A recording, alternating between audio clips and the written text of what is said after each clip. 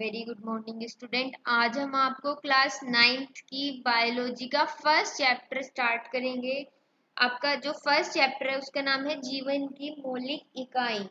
जीवन की the fundamental unit of life. अच्छा, हमारा जो जीवन है उसकी मौलिक इकाई क्या है? जैसे हम एक घर बनाते हैं, घर बनाने के लिए आपको ब्रिक्स, ईंटों से एक एक ईंट जोड़ के हमें घर बनाना होता है। उसी तरह से अगर हम अपनी एक जीवन की मौलिक इकाई अपनी बॉडी बनाएंगे तो हमें उसके लिए कोशिका की जरूरत होगी। छोटी छोटी कोशिकाओं से मिलकर हमारी बॉडी स्ट्रक्चर बनती है, पूरा ढांचे के साथ पूरी बॉडी तैयार होती है। तो देखिए यहाँ पर एक रॉबर्ट हुक साइंटिस्ट थे जिन्होंने खोज की थी कोशिका की कि हमारा जो शरीर है वो छोटी छोटी और बहुत सारी कोशिकाओं से मिलकर बना है। कोट की पतली काट के अवलोकन पर रॉबर्ट हुक ने पाया कि इनमें अनेक छोटे छोटे प्रकोष्ठ हैं जिसकी संरचना मधुमक्खी के छत्ते जैसी प्रतीत होती है। ठीक है, मधुमक्खी के छत्ते जैसी प्रतीत होती है। कोर्क एक पदार्थ है जो वृक्ष की छाल से प्राप्त होता है। वृक्ष की जो छाल होती है उससे प्राप्त होता है। ये सन 1665 में हुक ने इसे स्वनिर्मित सूक्ष्मदर्शी से देखा था। 1665 में रॉबर्ट हुक ने इसे अपने आप सूक्ष्मदर्शी से देखा था। हम नग्न आंखों से उसको नहीं देख सकते थे। रॉबर्ट हुक ने इन प्रकोष्ठकों को कोशिका कहा। इनको क्या कहा? कोशिका। कोशिका लैटिन शब्द है जिसका अर्थ है छोटा कमरा। ठीक, छोटे कमरे के रूप में इनको इन्होंने कन्वर्ट किया है। उपरोक्त घटना छोटी तथा अर्थहीन लगती हो, लेकिन विज्ञान के इतिहास में यह एक बहुत ही महत्वपूर्ण घटना है। ठीक है, आप लोगों को ये छोटी लगेगी लेकिन जो विज्ञान का इतिहास है उसके लिए एक बहुत बड़ी खोज है। इस प्रकार सबसे पहले हुक ने देखा कि सजीवों में अलग अलग एकक होते हैं। इन एककों का वर्णन करने के लिए जीव विज्ञान में कोशिका शब्द का उपयोग आज तक किया जाता है। ठीक है, तो सजीव किससे बने होते हैं? कोशिकाओं से। यहाँ पर है ये संरचनाएं क्या है? ये सभी संरचनाएं एक जैसी दिखाई देती हैं। ये सभी मिलकर एक बड़ी संरचना जैसे शल्ककंद बनाते हैं, जैसे प्याज। इस क्रियाकलाप से हमें पता चलता है कि विभिन्न आकार के प्याज में सूक्ष्मदर्शी द्वारा देखने पर एक जैसी संरचनाएं दिखाई देती हैं। एक जैसी लेयर, एक परत दिखाई देगी आपको। प्याज की झिल्ली की कोशिकाएं एक समान है। प्याज के आकार से इसका कोई संबंध नहीं होता। ये छोटी छोटी संरचनाएं जो हम देख रहे हैं, शल्ककंद प्याज की मूलभूत इकाई है। इन संरचनाओं को कोशिका कहते हैं। न केवल प्याज बल्कि जितने भी जीव जंतु हम देख रहे हैं आसपास हैं, वे सभी कोशिकाओं से बनते हैं। यद्यपि कुछ एक कोशिकीय होते हैं, किसी जीव जंतु या पेड़ पौधों के अंदर एक कोशिका होती है और किसी के अंदर बहुत सारी कोशिकाएं होती हैं, उनको हम बहुकोशिकीय कहते हैं। आवर्धक लेंस की खोज के बाद सूक्ष्मदर्शी का आविष्कार संभव हो सका। पहले आवर्धक लेंस है, उसके बाद सूक्ष्मदर्शी जो हुआ उसका आविष्कार हुआ। ठीक, कि एकमात्र कोशिका स्वयं में ही एक संपूर्ण जीव, जैसे एकमात्र कोशिका ही एक संपूर्ण जीवन चला सकती है। जैसे अमीबा हो गया, क्लेमिडोमोनस हो गया, पैरामीशियम तथा बैक्टीरिया हो सकते हैं। इन सब में ये एक कोशिकीय जीव होते हैं। इन सजीवों को एक कोशिकीय जीव कहते हैं।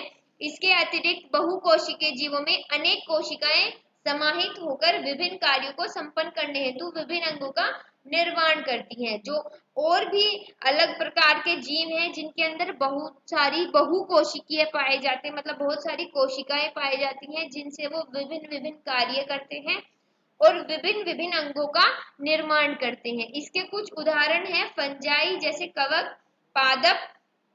पेड़ पौधे बहुकोशिकीय होते हैं। जीव जंतु, ह्यूमन बींग्स, जो हम मानव हैं वो भी बहुकोशिकीय हैं। क्या हम कुछ और एक कोशिकीय जीवों के विषय में पता कर सकते हैं? बहुत सारे जीव जंतु हैं इस पृथ्वी पर जो बहुकोशिकीय हैं। ठीक है, प्रत्येक बहुकोशिकीय जीव में एक कोशिका से ही विकसित हुआ है। कैसे? कोशिकाएं विभाजित होकर अपनी ही जैसी कोशिकाएं बनाती हैं। एक कोशिका से विभाजन होकर बहुकोशिकीय बना है वो जीव। ठीक है, तो उसके एक कोशिका के विभाजन से ही बहुत सारी कोशिकाएं बनती है। इस प्रकार सभी कोशिकाएं अपनी पूर्ववर्ती कोशिकाओं से उत्पन्न होती हैं। यहाँ देखिए कुछ जीवों में विभिन्न प्रकार की कोशिकाएं भी हो सकती हैं। निम्नलिखित तस्वीरों को देखें। ये मानव शरीर की कुछ कोशिकाएं हैं। चिकनी पेशी कोशिका, ठीक है, ये रुधिर की कोशिकाएं हैं, ये तंत्रिका कोशिका है, ये अस्थि कोशिका है, ये शुक्राणु की कोशिका है, ये अंडाणु की कोशिका है, ये वसा की कोशिका है। अलग अलग प्रकार, अलग अलग आकार की कोशिका होती हैं आपकी, ठीक है। मानव शरीर की विभिन्न कोशिकाओं का यहाँ पे आपको चित्र दिख रहा होगा। कोशिकाओं की आकृति तथा आकार उनके विशिष्ट कार्यों के अनुरूप होते हैं। जिस प्रकार का अलग अलग प्रकार का जो कार्य होगा या अंग होगा, उसमें विभिन्न विभिन्न आकार और आकृति की कोशिकाएं आपको देखने को मिलेंगी। कुछ कोशिकाएं अपना आकार बदलती रहती हैं, कुछ कोशिकाएं फिक्स नहीं होती हैं, वो अपना आकार बदलती रहती हैं। जैसे एक कोशिकीय कोशिकीय अमीबा, अमीबा जो है उसकी आकृति बदलती रहती है। कुछ जीवों में कोशिका का आकार लगभग स्थिर रहता है, किसी में स्थिर रहता है, और प्रत्येक आकार की कोशिका के लिए विशिष्ट होता है। प्रत्येक आकार प्रत्येक कोशिका के लिए विशिष्ट है। उदाहरण के लिए तंत्रिका कोशिका, ठीक है, मतलब हर एक अंग या प्रकार की कोशिका का एक विशिष्ट जो आकृति है वो एक प्रॉपर है कि वो वही कार्य करेगा। प्रत्येक जीवित कोशिका में कुछ मूलभूत कार्य करने की क्षमता होती है। जीवित कोशिका में कुछ कार्य करने की क्षमता होगी, ठीक है, तभी तो हमने पर्टिकुलर या एक विशिष्ट कार्य के लिए हमने एक विशिष्ट कोशिका को बनाया है या उसको वहां पर सेट किया है, जो सभी सजीवों का गुण है। एक जीवित कोशिका ये मूलभूत कार्य कैसे करती है? हम जानते हैं कि बहुकोशिकीय जीवों में श्रम विभाजन होता है, ठीक है, श्रम विभाजन होगा, अलग अलग जो अंग है उनका अलग अलग कार्य होगा, और वो अपनी हर एक मशीनरी अपना अलग अलग सिस्टम से काम करती है, जैसे कि मनुष्यों में है। इसका अर्थ यह है कि शरीर के विभिन्न अंग विभिन्न कार्य करते हैं। विभिन्न अंग जो है वो विभिन्न कार्य करेंगे। जैसे मनुष्य के शरीर में हृदय रुधिर को पंप करता है तथा आमाशय भोजन का पाचन करता है, ये आपको पता है।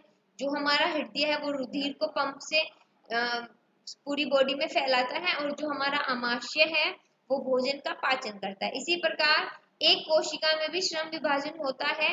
वास्तव में ऐसी प्रत्येक कोशिका में कुछ विशिष्ट घटक होते हैं जिन्हें कोशिकांग कहते हैं, ठीक, जिनके अंदर कोशिकांग होते हैं। प्रत्येक कोशिकांग एक विशिष्ट कार्य करेगा, जैसे कोशिका में नए पदार्थ का निर्माण, अपशिष्ट पदार्थ का निष्कासन आदि, ठीक है बच्चों।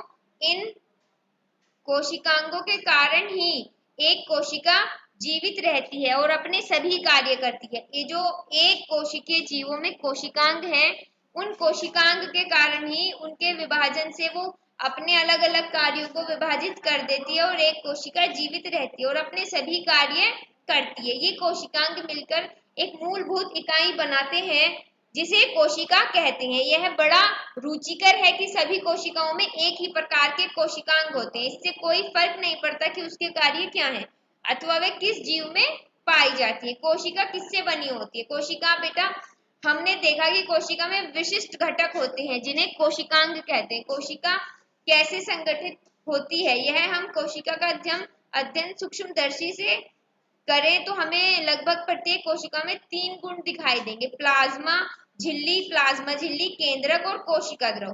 कोशिका के अंदर होने वाले समस्त कार्यकलाप तथा उन्हीं की इसकी बाह्य पर्यावरण से पारस्परिक क्रियाएं इन्हीं गुणों के कारण संभव है। अब यहाँ पर कोशिका के अलग अलग अंगों के बारे में हम नेक्स्ट क्लास में पढ़ेंगे।